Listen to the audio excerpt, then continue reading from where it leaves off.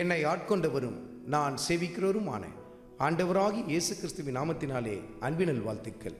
கிறிஸ்து இயேசுவுக்குள் மிகவும் பிரியமான அன்பு சகோதர சகோதரிகளே, நீதிமொழிகளின் புத்தகத்தில் 14வது அதிகாரத்தில் 32வது வசனத்தை குறித்து கொண்டு தியானித்து பாருங்கள்.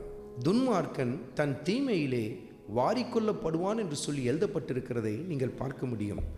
துன்மார்க்கமான காரியங்களை செய்கிறவர்களுடைய நிலைமை எப்படியாய் காணப்படும்? அந்த முடிவு எப்படிப்பட்ட பரிதாபமான ஒரு முடிவாய் காணப்படும்? தங்கள் தீமையிலேயே அவர்கள் வாரிக்கொள்ளப்படுவார்களாம். பாருங்க, அவங்க தீமை செய்யணும்னு சொல்லி துன்மார்க்கர்கள் ரொம்ப நுணுக்கமாக பல காரியங்களை செய்வாங்க. ஆனால் முடிவு என்ன ஆகும்? அவங்க என்ன செய்ய நினைச்சாங்களோ அதில் அவங்களே சிக்கிக்கொண்டு அதிலேயே அவங்க வாரிக்கொள்ளப்படுவதை நம்ம வெளியரங்கமாக பல இடங்களில் பார்த்து கொண்டு இருக்கிறோம். என் வேதத்தில் பல இடங்களில் அப்படி நாம் பார்க்கிறோம் அல்லவா? கர்த்தருடைய ஆவியானவர் அருமையான மகனே மகளே உனக்கு இதை சுட்டி காட்டி கொண்டிருக்கிறார். இன்றைக்கு உனக்கு விரோதமாய் துன்மார்க்கமான வாழ்க்கை வாழ்கிற பல பேர் பல தீமையான காரியங்களை நுணுக்கமாக செய்து கொண்டிருக்கலாம்.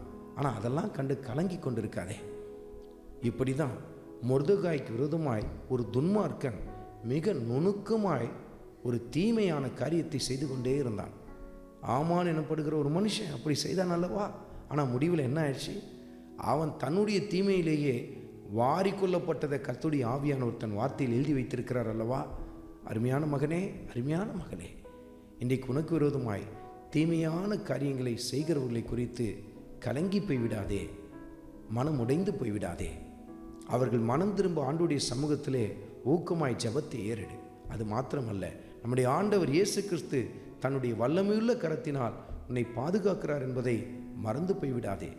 எந்தவித தீமையான காரியங்களை குறித்தும் கண்டும் கலங்கி போய்விடாதிருங்கள். நம் ஆண்டவர் இயேசு கிறிஸ்து நமக்கு பாதுகாப்பு. ஆண்டவராகி இயேசு கிறிஸ்துவின் கிருபை உங்கள் அனைவரோடும் கூட இருப்பதாக. ஆமென்.